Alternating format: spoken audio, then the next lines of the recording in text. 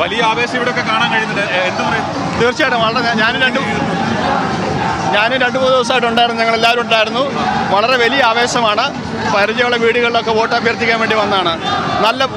വളരെ നല്ല മത്സരം, രാഷ്ട്രീയപരമായ മത്സരം, വിജയം പൂർണ്ണമായി ഉറപ്പാണ്. ആളുകളിൽ നിന്നൊക്കെ മനസ്സിലാക്കുമ്പോൾ ഇപ്പം UDF ഒക്കെ പറയുന്ന ഒരു പ്രധാനപ്പെട്ട കാര്യം ഭരണവിരുദ്ധ വികാരം ഒന്നുണ്ട്. മറ്റൊന്ന് ഇപ്പോൾ അൻവർ മത്സരിച്ചത് കൊണ്ട് അവർക്ക് പ്രത്യേകിച്ച് നഷ്ടമൊന്നും ഉണ്ടാകാൻ പോകുന്നില്ല, LDF തന്നെയാണ് നഷ്ടം എന്നൊക്കെ പറയുന്നുണ്ട്.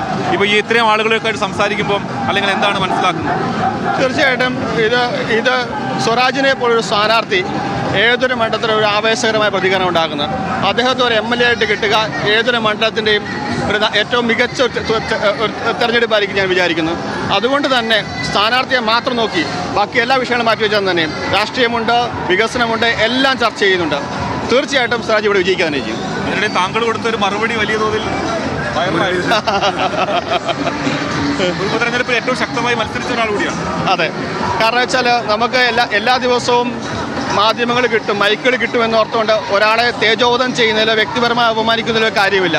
കാര്യങ്ങൾ വസ്തുതാപരമായി പറഞ്ഞു എന്ന് മാത്രമേ ഉള്ളൂ.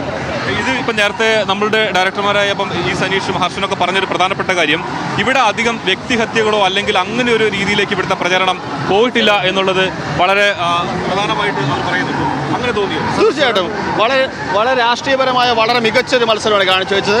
എല്ലാ കാര്യങ്ങളും വളരെ പോസിറ്റീവായിട്ട് ചർച്ച ചെയ്തിട്ടുണ്ട്. ആ പോസിറ്റീവ് ചർച്ചയിൽ ഏറ്റവും അധികം എല്ലാ കാര്യങ്ങളും വളരെ വിശദമായിട്ട് ചർച്ച ചെയ്തതും മികച്ച. അതുകൊണ്ട് LDF ഇവിടെ ജയിച്ചാൽ അടുത്ത സർക്കാരിലേക്കുള്ള ഒരു വീലായി. തീർച്ചയായിട്ടും മൂന്നാം സർക്കാരിന്റെ തുടക്കത്തിന്റെ ഇവിടുന്ന് ആയിരിക്കും യാതൊരു സംശയവുമില്ല. UDF സ്വാധീനമുള്ള ഒരു പ്രദേശത്തായതുകൊണ്ട് തീർച്ചയായിട്ടും. എന്തായാലും LDF സ്ഥാനാർത്ഥി ഇവിടേക്ക് വന്നുകൊണ്ടിരിക്കുകയാണ്. നേരത്തെ നിശ്ചയിച്ചതിലും കൂടുതൽ നേരത്തെ തന്നെ ഇവിടേക്ക് എത്താൻ കഴിഞ്ഞു എന്നുള്ളതാണ്. നമ്മൾ